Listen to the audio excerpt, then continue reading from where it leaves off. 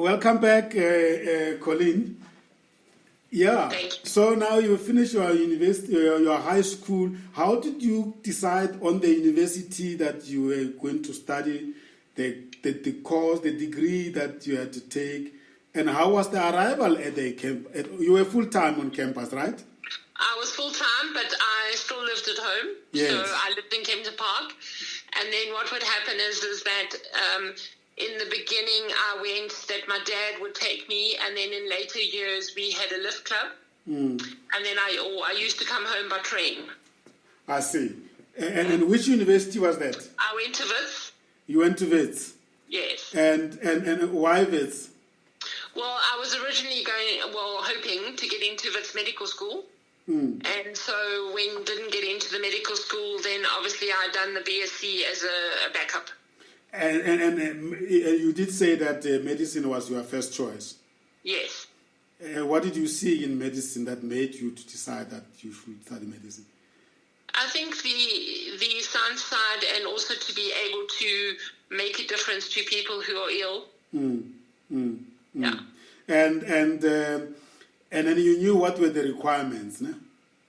Oh yes. So yeah, certainly. I mean, I was an academic student, but when you look back on your life, you see why the door didn't open. Yes. At the time, it was traumatic. What do you think you were overlooking that you're now aware of? For me, I think also that my purpose has always been the same. And you'll see what I ended up doing after I finished university. I went into sales in medical devices. And so I then worked with 10 different specialities, 10 different doctors, went to 4 different conferences all over the world. And so I got medicine, but just from a different angle. Wow. And did your school teachers at that time contribute somehow to your decision of what you wanted to study, or it was just your own decision? No, I think it was very, I'm saying back in those days, where we didn't have life orientation, well, I still don't think life orientation is ideal, but we had something called guidance. Yes. Guidance in those days.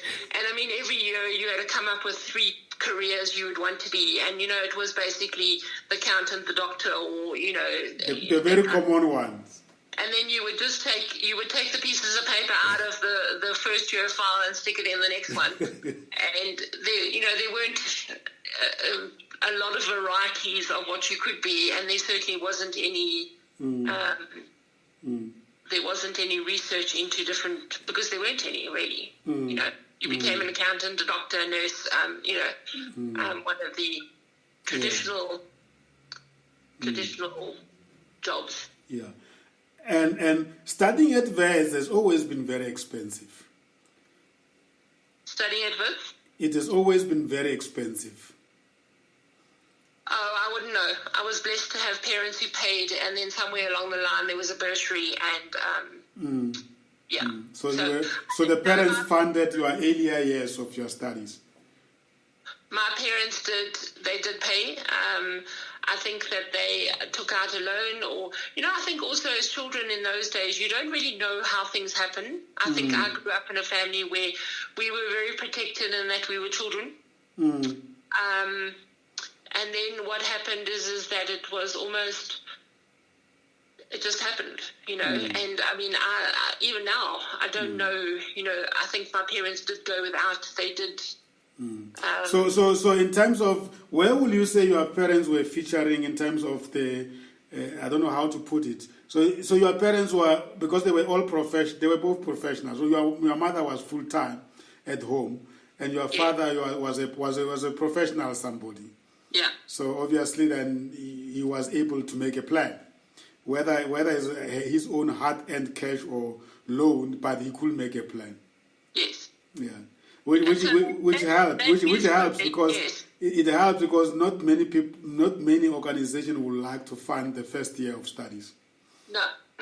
You always had to prove yourself. It was my honours year that ended up being funded. Yes. Wow. Yeah.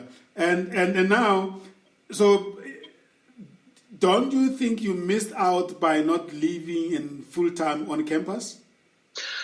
No, not really. I've never, the whole idea of race or being, has never really grabbed me. I'm not really, yes, I am a party person and I'm an extrovert, but I think what was different and what I did miss out on is that because I lived in the East Rand, a lot of other people didn't live in the East Rand. And so like, my friends were lived in Randburg. So, and I mean, in those days it's funny how it seems closer now, but, Randburg to Kempton Park was very far. So it was very much that I went to university and I went home and there was no social life really. Yeah, but there must have been university organized activities that will happen in the evenings, and then will your parents bring you and collect you when those activities are done? Yes, it was very much, because then you couldn't go home by train. Yeah. So it's quite a different experience. I lived on campus. Of course, when you live on campus, you use the campus logistics, transport, and everything. In fact, we lived outside. I first lived outside campus. Remember, there was a time where black students were not allowed to live on campus. I remember the first accommodation we had was outside in Baragwana at St. Thomas. And then we will use the bus traveling in the morning. So we were like the day scholars, so to say, except that you were provided for accommodation then. And then later on, then I moved to campus. It was chalk and cheese for me. I think if in the first year, if I lived on campus, I'm sure I would have rectified some of blind spots, mistakes that I made. Yes. And I think I think the experiences, if you agree with me, the experiences of the students on university, to a certain extent, is influenced or affected by who they are, where they come from, and the status of their own families. Because, as I said, the university campus life is a microcosm of the society, and you can decide to go all out and be in everywhere, or you can take your corner somewhere and just be safe because you can't afford everything, or you can join clubs and then groove and then experience love and get nothing. I think it must be very traumatic sometimes. For in your case, it wouldn't be a problem because I'm sure you get coaching every day when you leave home.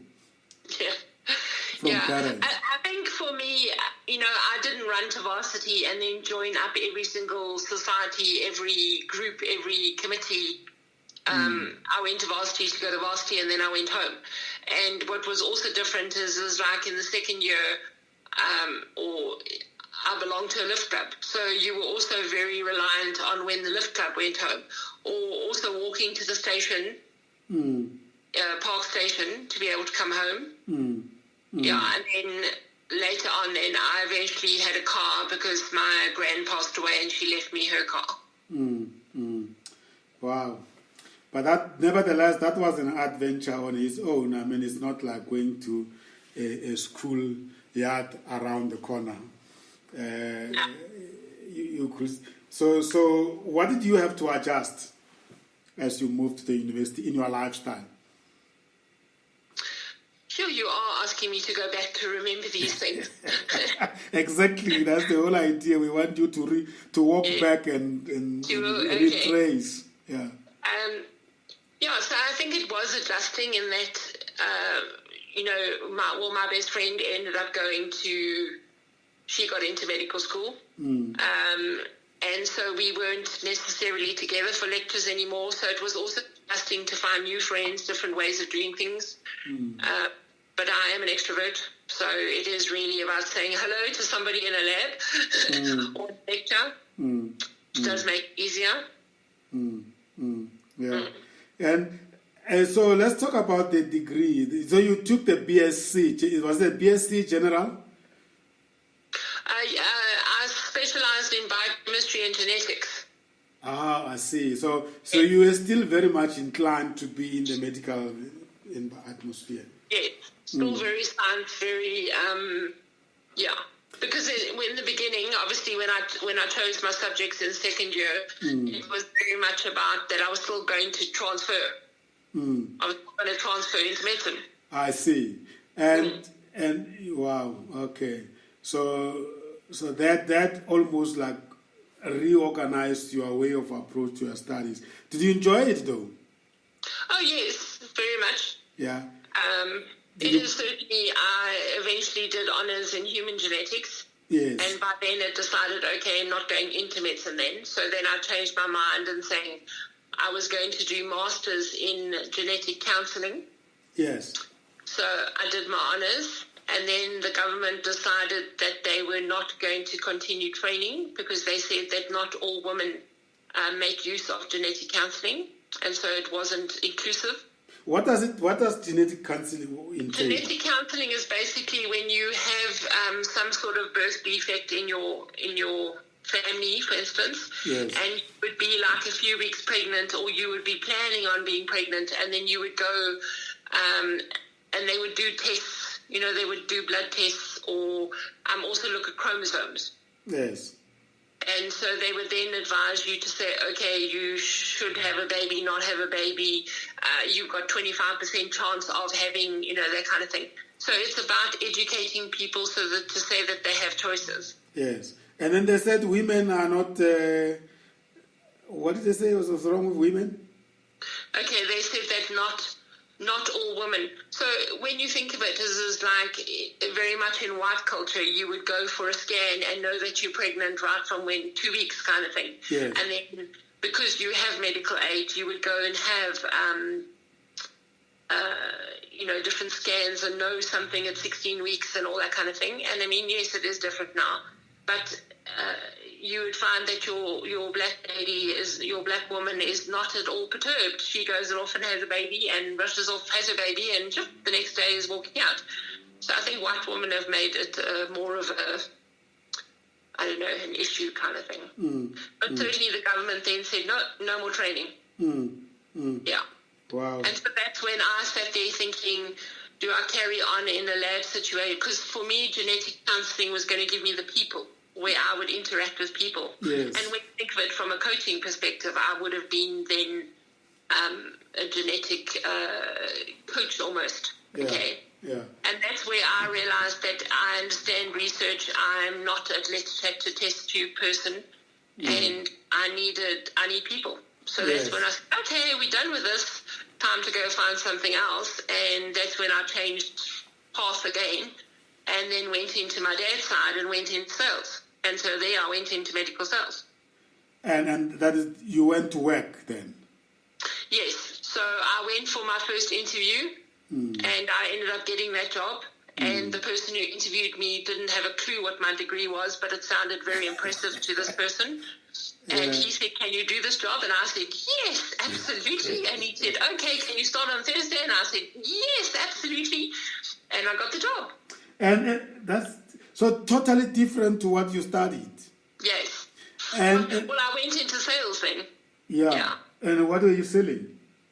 I sold blood gas machines and chemical analyzers, and also microbiology strips that recognize bacteria. So you went into medical equipment selling? Yeah, medical equipment and also medical consumables. Yeah. And my dad taught me sales. He taught you sales? He taught me sales. So you got the job and then had to learn sales? Yes. Wow. And also remember in those days we worked with MacBooks. Yes. And no cell phones, and we had those silly little pages that would go beep beep, and you'd have to go and find a ticky box, the old telephone, and phone the office to say, okay, what's wrong? But on the very first day, my boss said to me, Colleen, take this gas to Cartonville. And I said, where's Cartonville? Yes. And she said, see this freeway here, get on this freeway, if you get to Cape Town, you've gone too far. Yeah. So sure. So were you earning on commission? We had basic salaries, and then I think there was commission. Wasn't that? But I got a much bigger salary than I would have if I'd stayed in the lab. And it was national. No, I worked in. Well, I started off working in the Transvaal in those days. But that's sure. That was like diving into the swimming pool. You were never got inducted into smaller jobs and move in and progress. So you're just straight into sales, boom, at that thing. Into sales, that's it. So the people I studied with, they all looked out into the world and said, oh, but it's too scary out there. And they stayed and did PhDs. Okay. And I said, oh, no, but it's too scary to stay here. The longer you stay here, the more you will not be able to leave. And so I went to find people, and they stayed in lab. So you were at the university for 4 years, so to say. Yes. And then, so that will be record time. So 4 years you could come out with your honors. And then you said after 4 years you didn't, you started something new altogether and you had to learn. Where did your degree, in your view, help you so far? Okay, so I've always said in degrees, it's not about what the degree is. It's about how you learn and grow during that degree. Yes. It's about how you learn how to do group work, how you learn who you can rely on, what you can do. And it's not the stuff in the book. It's not the textbook stuff. Yeah. It's unless it's a specialist degree. Yes. So... But, even as a specialist degree, because you know what happens? You study now, and within 6 months or a year, what you studied is out of date. Yes. So it's about the lifelong learning. It's about the willingness to be curious, about stepping into the new, the unknown, not sort of say, oh no, this is where I'm staying because this is what I know. It's about being able to embrace change. Am I hearing you saying that people should not be so preoccupied with not getting the job that is very much aligned with what they've studied? They will still benefit from having studied, and it's about learning what you have to do there and then. I think people are hung up on the idea when they get a degree and they don't necessarily go into that degree, or they feel like they don't use it. They feel like it's a wasted degree. Yeah, it's not wasted, because ultimately it's about changing, and I like to think of it as that in order to get through door 6, you have to have gone through door 5. Yes. And you can't just go to door 6. Yes. So what are we saying? Are we saying that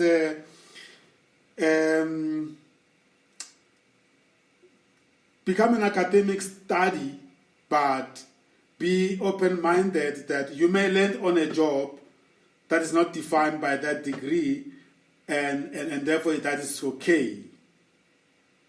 Yes.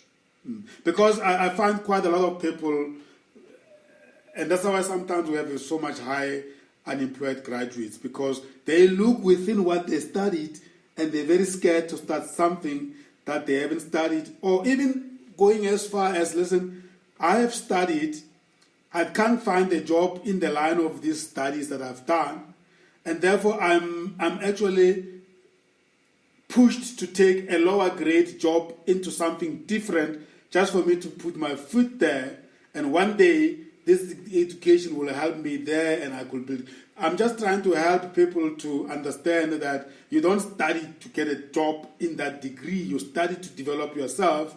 Yes. And the job might be totally different. Yeah.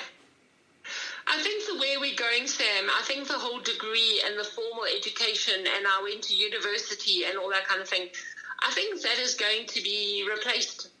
I mean, even my daughter says, universities are going to be out of fashion. Yes. And you can see even now where universities have got online, they've got short courses, they've got the different big groups that you can sit in. And it's because if you're going to sit through a 3 or 4 year degree, by the time you get to the end of it, how much of year 1 is still valid? So the model that the platforms like Coursera, where you have various degrees, modules available on one platform. You can take one module from UCT, another module from Pretoria, because they don't always provide everything that you will need in one university. Yes. So therefore the platform, by that way, they make, it's like a menu you choose from to create your own education. And also, to me, it's about not just gaining pieces of paper. I feel too often we become obsessed with gaining pieces of paper without gaining experience. And it's almost like, please don't let the letters behind your name define you, because But isn't that driven by the behavior of the talent search people or the employers in general, who value these papers irrespective of the fact that it's no longer really relevant, but they still continue putting that as a requirement, and then after they've done that, and you find that none of those things that they requested from you are actually needed in your job. Yeah, it's certainly, in order to be a medical device rep, you need a degree. Yes. But that's if you go through a recruitment company. They will always say to you, okay, yeah, you need a degree, you need this, you need that, whatever. But it's more a case of, this is your dream. Yes. You do not rest until you go and get your job. Yes. And it's so much easier now because you've got networks, you've got LinkedIn, connect with people, have relationships. Yes. Don't be defined by, I can't tick this block, I don't have a degree. So it's the skills, the knowledge, competency, experience, and the personality, and the networks, and everything else. Yes.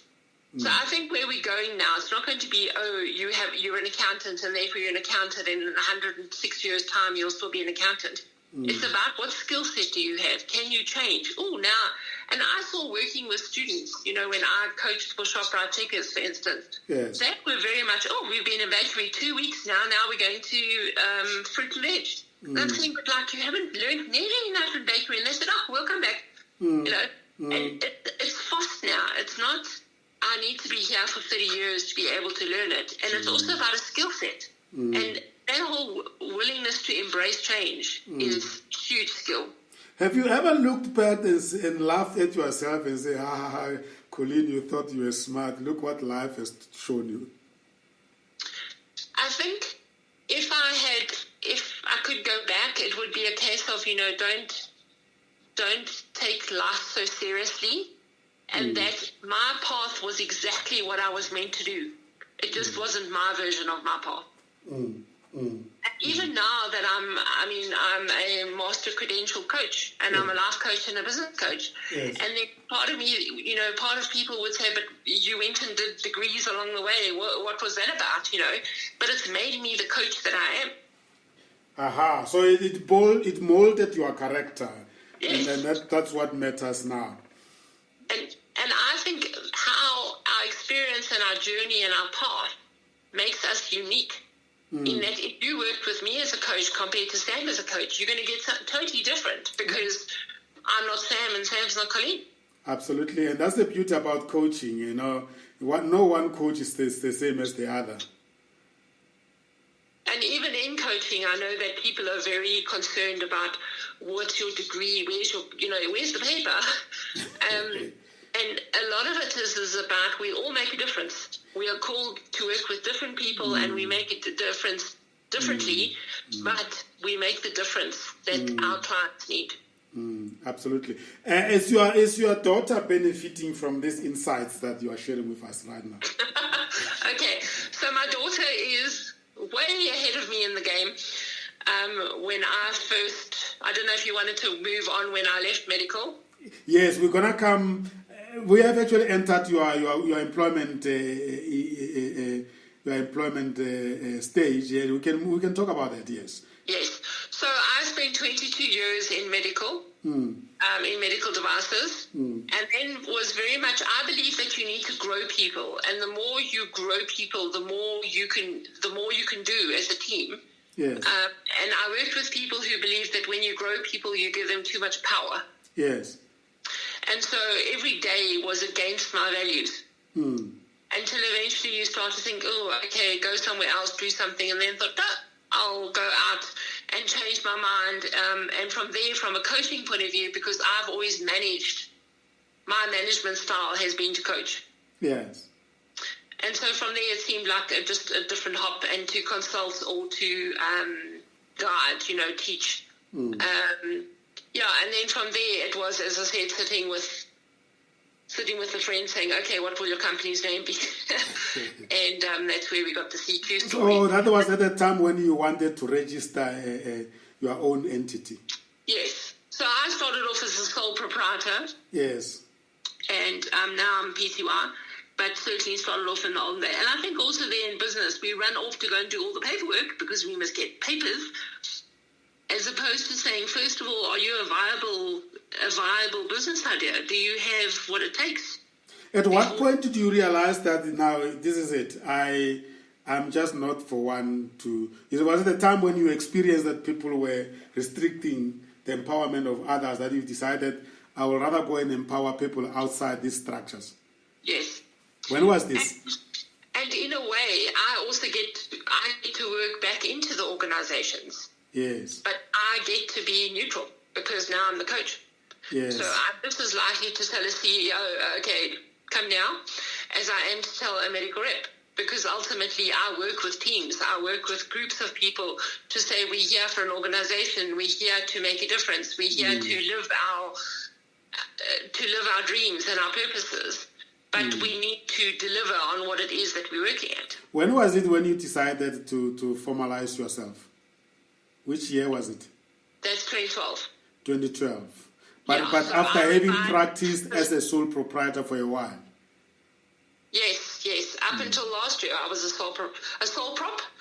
Yes. And then now I'm a PCY. So I'm actually CQ Associates trading as CQ Consulting. I see. Okay. So I could regard you as a coach and consultant. Okay. So I would say I mentor more. Yes, I do consult. Yes. But I certainly started off consulting. I also imagined, and this is where life throws you a curveball, that I imagined in the beginning in 2012 that I would coach and consult into the medical world. Yes. But medical devices, pharmaceutical, they were used to me being competition. And so now suddenly she changes her hat, comes back with a different title, and they said, no, thank you. Yeah. And so I then had to go out of healthcare. And that's where I worked with different companies, production and also a lot with sales teams, a lot with companies that didn't have sales managers, didn't know how to have a professional sales team. So what's the right description of you? Is that executive and life coach? Yes. Yeah. Well, I've not got hooked up on this idea of executive or this or that or the next thing. Because I work with people at different levels. And the context with which they come to you define the level at which you pitch your intervention, right? Yes. Yeah. So from a point of view of, executive coach, sometimes I think it's too, disrespect to anybody, but it's almost like... It's an identity that people choose to use. Yes. And I think this is another discussion from another time. I'm going to invite you in what I call Semzima Coaching 101 to talk about those things, because there's no right or wrong. It's really an identity that people choose, because sometimes you will be in a business coach, executive coaching, you have a life situation. Yes. And if you know the coaching methodology, you are able to adapt, but you are also able to say, I'm not the one for this. So I think it's a very... And I think from COMENSA point of view, I guess that could also be a very interesting discussion to say people brand themselves in a certain way, but it does not really make it exclusive. No. Yeah. And for me, it is about that coaching. Coaching is valuable, and it is valuable for everybody, not only the executive sitting at the top of an organization. Yes. I know that's what it sometimes communicates when you say executive business coach. Yes. It means you only coach executives, but in reality, we coach everybody. Yes. Thanks for raising that, because I'm very conscious of that, but I also, and I think what I like about coaching and the model that you and I, by the way, we can also affirm each other, and also let me acknowledge you for being COMENSA's coaching associate. So we work together in this industry, and that's how the industry is structured. So you need not be the one struggling to figure out, am I the one coaching, or do I get one of my associates coach? So situations dictate, isn't it? Yes. Yeah. So it is it's a blended approach. Yes. And sometimes I find it very relieving when I'm not the one to coach certain clients, because you can see that this one need a Colleen type of coach.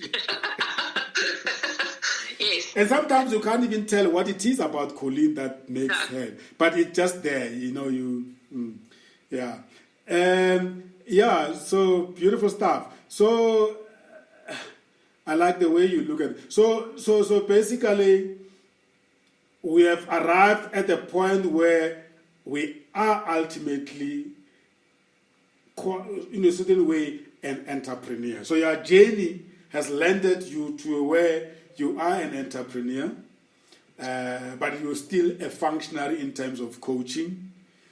And of course, you work in association with other coaches, and for you, I think there's galore coaches out there that you interact every day as somebody who's an official at COMENSA.